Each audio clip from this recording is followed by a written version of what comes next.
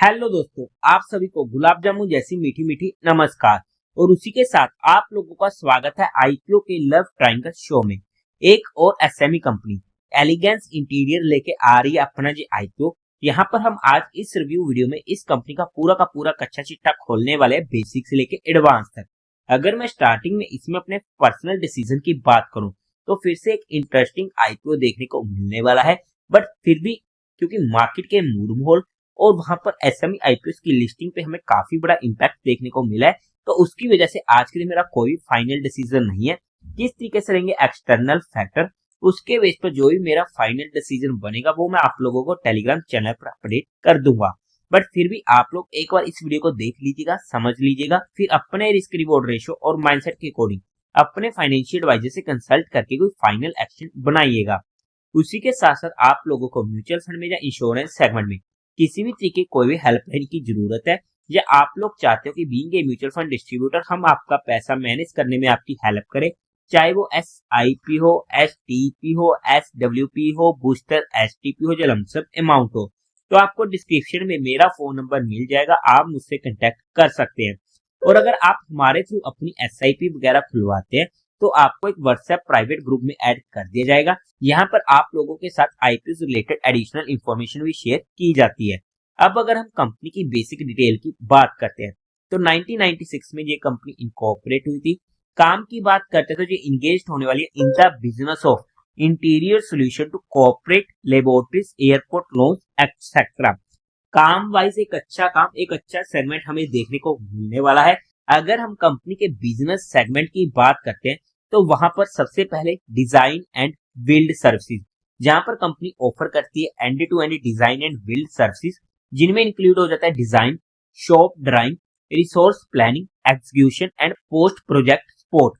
Second, general contracting GC services, जिसमें include हो जाता है civil, mechanical, electrical work and final refinement, जैसे कि installation, finishes, inspection and touch up. Company complete कर चुकी है ओवर 200 प्रोजेक्ट, जो एक अच्छा पॉजिटिव पॉइंट हो जाता है। और कंपनी की एक अच्छी खासी ऑर्डर बुक भी हमें यहाँ पर देखने को मिलने वाली है। एज ऑफ दिसंबर 30, 2024 कंपनी के पास 63 permanent employees and 380 person on रिटेनरशिप basis होने वाले हैं। अब अगर हम कंपनी के कुछ इंटरनल रिस्क फैक्टर्स की बात कर लेते हैं तो वहां पर सबसे पहले कंपनी का मेजर वैल्यू जनरेट होता है इनके टॉप 5 कस्टमर से, जहां पर आप स्टडी आउट कर सकते हो। 2022 में था वो फिगर 67% का, 2023 में 51% का, एंड 2024 में 63% का, एंड 3 मंथ एंडेड पीरियड जून 30, 2024 में था 51% के करीब का। अगर आप यही फिगर चेकआउट करोगे टॉप 10 कस्टमर से, तो वहां पर 82% का हमें देखने को मिला टॉप 10 से 2022 में, 70% का 2023 में, एंड 2024 में 78% के करीब का। और ऐसे में इनका कोई भी मेजर क्लाइंट इनसे नाराज होता है, किसी भी तरीके की तू मैं होती है, तो उसका इंपैक्ट हमें कंपनी के ऊपर देखने को मिल सकता है। कंपनी के ऊपर हमें कुछ आउटस्टैंडिंग लीगल प्रोसीडिंग्स वगैरह देखने को मिली है, जो आप यहाँ पर स्टडी आउट कर सकते हैं। और यहाँ पर सिर्फ कंपनी के ऊपर ही नहीं, डायरेक्टर्स के ऊपर, प्रमोटर्स के ऊपर भी देखने को मिली है। पास्ट ईयर्स में कुछ नेगेटिव कैश फ्लोज भी देखने को मिले, जो आप यहाँ पर स्टडी आउट कर सकते हैं। कंपनी जो भी प्रॉपर्टी वगैरह यूज कर रही है for the purpose of its manufacturing facility and warehouses वगैरह, वो इनकी खुद की नहीं होने वाली है और लीज बेसिस पर ली गई है। तो यहाँ पर हमने कंपनी के कुछ इंटरनल रिस्क फैक्टर को स्टडी करने की कोशिश की है, बाकी आप इनके DRHP में स्टडी आउट कर सकते हैं। अब अगर हम कंपनी के टेंटेटिव टाइम टेबल की बात करते हैं तो ये IPO ओपन होगा 7 फेब को, क्लोज 11 फेब को, अलॉटमेंट 12 फेब को, रिफंड मिलने जो आपके अकाउंट में क्रेडिट हो जाएंगे शेयर फ्लोटर 13 फेब को, टेंटेटिव लिस्टिंग डेट 14 फेब की, face value 10 rupees per share की, प्राइस बैंड 123 से 130 रुपीज पर शेयर का, 1000 शेयर्स का एक लॉट होने वाला है। टोटल इशू साइज है 78.07 करोड़ का, जो पूरा का पूरा होने वाला है फ्रेश इशू। NSE के SME पोर्टल पर ये IPO लिस्ट होने वाला है। कोटा की बात करते तो वहां पर क्वालिफाइड का 50% का, रिटेल में 35% का, HNI में 15% का होने वाला है। लॉट साइज में रिटेल कैटेगरी में एक लॉट पड़ेगा 1000 शेयर्स का, जिसकी अमाउंट पड़ेगी 1,30,000 रुपीज की। HNI कैटेगरी में मिनिमम 2 लॉट्स के लिए अप्लाई करना पड़ेगा, जिसकी अमाउंट पड़ेगी 2,60,000 रुपीज की। कंपनी के प्रमोटर की बात करते तो समीर अक्षय पकवासा कंपनी के प्रमोटर होने वाले हैं। प्री इश्यू होल्डिंग थी 93.94% की।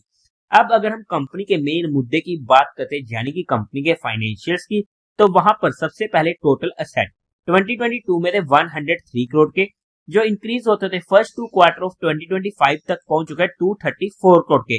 अच्छी ग्रोइंग रेट होने वाली है। रेवेन्यू 2022 में था 155 करोड़ का, 2023 में 191 करोड़ का, 2024 में 223 करोड़ का एंड फर्स्ट 2 क्वार्टर में 192 करोड़ का। फिर से अच्छी ग्रोइंग रेट होने वाली है। प्रॉफिट आफ्टर टैक्स 2022 में था 5 करोड़ का, 2023 में 10.3 करोड़ का, 2024 में 12.2 करोड़ का एंड फर्स्ट 2 क्वार्टर में 9.5 करोड़ का। फिर से अच्छी ग्रोइंग रेट होने वाली है। नेटवर्थ 70 करोड़ की, रिजर्व एंड सरप्लस में 54 करोड़ का, टोटल बोरिंग कंपनी के ऊपर 31 करोड़ की होने वाली है। ओवरऑल में अगर हम फाइनेंशियली बात करते हैं तो अच्छे फाइनेंशियल हमें यहाँ पर देखने को मिलने वाले हैं। और अगर हम बात करते हैं कंपनी के ऑब्जेक्टिव क्यों आ रहा है ये आईपीओ, तो इनको रीपेमेंट्स वगैरह करनी है अपनी कुछ बोरिंग की, सेकंड वर्किंग कैपिटल की requirement and third general corporate purpose. अब अगर हम बात करते हैं फंडामेंटली बेसिस पर, तो मार्केट कैपिटलाइजेशन होने वाली है 293.8 करोड़ की, आरओई 27% के करीब का अच्छा है, आरओसी 24% के करीब का अच्छा है, डेट टू इक्विटी रेशियो 0.83 का ओके है, रिटर्न ऑन नेटवर्थ 27% का अच्छा है, प्रॉफिट आफ्टर टैक्स मार्जिन 5.52 का कम है, ईपीएस प्री आईपीओ 7.3 की, पोस्ट आईपीओ 8.44 की ओके है, पी प्री आईपीओ 17.67 की, पोस्ट आईपीओ 15.41 की। अगर हम फंडामेंटली बेसिस पर बात करते हैं तो अच्छे फंडामेंटल हमें यहाँ पर देखने को मिलने वाले हैं। अब अगर हम बात करते हैं कंपनी के पीयर कंपटीटर्स की, तो as per offer document company का कोई भी पीयर कंपटीटर नहीं है। अब अगर हम बात करते हैं इसके जीएमपी की, तो आज के टाइम पर 27% के करीब का देखने को मिलने वाला है। और अगर हम बात करते हैं valuation as per its financial, तो बेस्ड ऑन 2024 फिगर डाटा, उसके बेस पर ना ही ये आईपीओ सस्ता रहा है ना ही महंगा रहा है, मतलब कि फुली प्राइस्ड होने वाला है। बट हमने यहाँ पर कंपनी को सिर्फ education and learning perspective study किया है, किसी भी तरीके की कोई भी इन्वेस्टमेंट टिप या एडवाइस नहीं है। फिर भी आप लोगों को कोई भी काम करना हो, कोई भी एक्शन लेना हो, तो एक बार अपने फाइनेंशियल एडवाइजर से कंसल्ट करके कीजिएगा। तो देवी और सज्जनों, उम्मीद है आप लोगों को ये वीडियो अच्छी लगी होगी, तो इस वीडियो को लाइक कीजिएगा, शेयर कीजिएगा और साथ ही साथ चैनल को सब्सक्राइब करें। हर हर महादेव।